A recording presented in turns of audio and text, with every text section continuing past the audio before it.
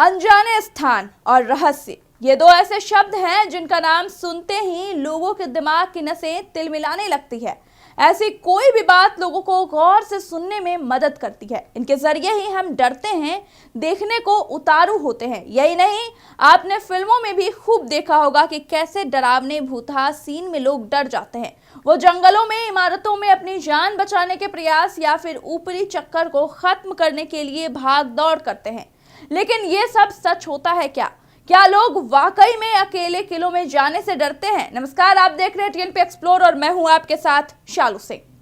क्या अमुक्त आत्माएं पुराने स्थानों में बसेरा बनाकर रहती हैं? ऐसे कई सवाल अक्सर आपके मन को भी कौंधते होंगे। बहुत से लोगों का मानना है कि दुनिया 21वीं सदी में प्रवेश कर चुकी है, विज्ञान काफी तरक्की कर चुका है, मगर यहाँ तक अंधविश्वास की बात है तो वो अपनी जगह पर काम कर रहा है। दुनिया के तमाम देशों में पुराने राग अपनी जड़ फैलाए हुए हैं। भारत के परिप्रेक्ष्य में भी ये बात लागू होती है। यहाँ के लोग आज भी भूत प्रेत, डायन आदि को मानते हैं।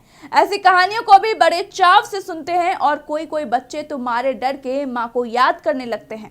सोचिए, अगर वाकई में ये कहानियां हकीकत बनकर सामने आ जाए तो क्या होगा।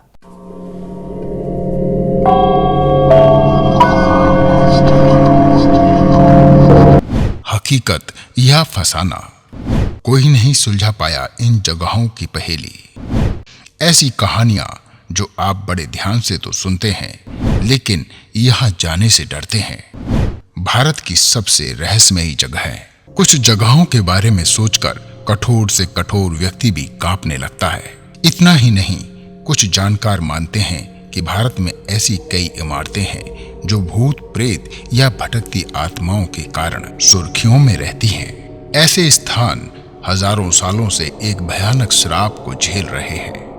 यहाँ जाने पर ऊपरी चक्कर लोगों को नुकसान पहुंचा देते हैं। आज हम कुछ किस्सों को जन्म देने वाली जगहों के पीछे की कहानी बता रहे हैं। पिसावा के जंगल। स्थानीय लोगों के अनुसार उत्तर प्रदेश के मथुरा जिले के देहात इलाके में एक ऐसी जगह भी है जिसके अंदर घुसने से पर्यटकों का कलेजा कांप जाता है। कारण बताया जाता है कि यहाँ सर सर की आवाज आती रहती है और रात में काला काला पर्दा सा छा जाता है। इतना ही नहीं, छाता तहसील के इस पेशावा नामक गांव के पास यह स्थान तरह तरह के पेड़ों, हिंग्स, करील और जीवों का बसेरा भी है। यहाँ हजारों की संख्या में बंदर रहते हैं। पुराणों में लिखा गया है कि महाभारत में जब युद्ध खत्म हो गया था तो आचार्य द्रोण के महाबली पुत्र अश्वत्थामा पांडवों की जय के बाद से जिन झाड़ियों में प्रवेश कर गए थे वे यही झाड़ियां हैं। घुमावदार जंगल के इस स्थान पर शनिवार को यज्ञ होता है। बड़ी संख्या में श्रद्धालु यहाँ पर परिक्रमा के लिए आते हैं। बच्चे, बूढ़े और महिलाएं तो रोज ही मिल जाएंगे, लेकिन वे भी इन झाड़ियों के भीतर नहीं जाते। यदि आप परिक्रमा या पूजन के लिए जाना चाहते हैं तो यहाँ पर आने के अनेकों साधन हैं, लेकिन यहाँ के प्रशासन और पद अधिकारियों ने अनदेखी कर इसकी प्रसिद्धि को अनजाना बना दिया है। मान्यता है कि पिसावा के पास झाड़ी वाले बाबा जंगल से कोई लकड़ी लेकर बेच नहीं सकता, घर नहीं ले जा सकता। यह बात यहाँ का हर व्यक्ति जानता है। यदि भूलवंश कोई ले जाने की कोशिश करता है तो उसका बुरा होता है। एक ग्रामीण ने हमें बताया कि एक बार एक घमंडी दबंग यहाँ से पेड़ों को काटकर बेचने चला था। उसके पशु मर गए थे और जिन लोगों ने वृक्षों को काटा था उन काटने वाले व्यक्तियों की नाक से खून फेंक कर भाग खड़े हुए थे। तभी से यह बात पुष्ट हो गई कि यहाँ से कोई लकड़ी नहीं ले जा सकता।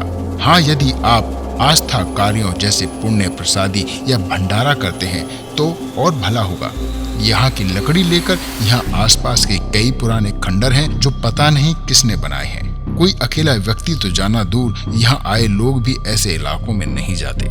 इसके कारण खतरनाक कीट पतंगे या ऊपरी बवाल का होना हो सकता है। यह तो वहाँ जाने से ही स्पष्ट हो सकता है। थ्री किंग्स चर्च है गोवा के वेलसाव में। कहते हैं कि गोवा के किंग्स चर्च में 3 पुर्तगाली राजाओं की आत्मा भटकती है और कई बार चर्च में आए लोगों को उनकी मौजूदगी का एहसास भी होता है। यहाँ के लोगों का कहना है कि किसी समय यहाँ 3 पुर्तगाली राजा हुआ करते थे। इनमें वर्चस्व को लेकर अक्सर लड़ाई होती रहती थी। एक बार होलगेर नाम के एक राजा ने अन्य दोनों राजाओं को इस चर्च में आमंत्रित किया और धोखे से जहर देकर मार दिया। जब लोगों को होलगेर की इस करतूत का पता चला तो उन्होंने उसके महल को घेर लिया। जनता के आक्रोश को देखकर तीसरे राजा ने आत्महत्या कर ली। तीनों राजाओं के शव को इसी चर्च में दफना दिया गया। इसके बाद से ही इस चर्च में ऊपरी ताकतों का निवास माना जाता है। आप अगर यहाँ जाना चाहते हैं तो इससे पहले वहाँ के लोगों से इसके लोकेशन के बारे में जान लें। और हाँ, यह ऊपर पहाड़ी पर स्थित है, इसलिए चढ़ने उतरने का प्रबंध भी पहले से ही कर लें। इतना ही नहीं, समय भी दिन का होना चाहिए, नहीं तो वहाँ के लोग हों उनके साथ हो ले। वैसे यह जानना रोचक होगा कि यहाँ राजा कैसे रहते होंगे। जमाली कमाली मस्जिद और कब्र, महरौली, दिल्ली। यह मस्जिद दिल्ली के महरौली में स्थित है। यहाँ 16वीं शताब्दी के सूफी संत जमाली और कमाली की कब्र मौजूद है। इस जगह के बारे में लोगों का विश्वास है कि यहाँ जिन्न रहते हैं। कई लोगों को इस जगह पर डरावने अनुभव हुए हैं। सूफी संत जमाली लोधी हुकूमत के राज कवि थे। इसके बाद बाबर और उनके बेटे हुमायूं के राज तक जमाली को काफी तवज्जो दी गई। माना जाता है कि जमाली के मकबरे का निर्माण हुमायूं के राज के दौरान पूरा किया गया। मकबरे में 2 संगमरमर की कब्र है, एक जमाली की और दूसरी कमाली की। जमाली कमाली मस्जिद का निर्माण 1528 व 29 में किया गया था। यह मस्जिद लाल पत्थर और संगमरमर से बनी है। कुछ जगह ऐसी भी है जो आपके मन में डर पैदा कर देती है। ऐसा डर जो भुलाए नहीं भूलता, ऐसा डर जो हमेशा के लिए जहन में रह जाता है।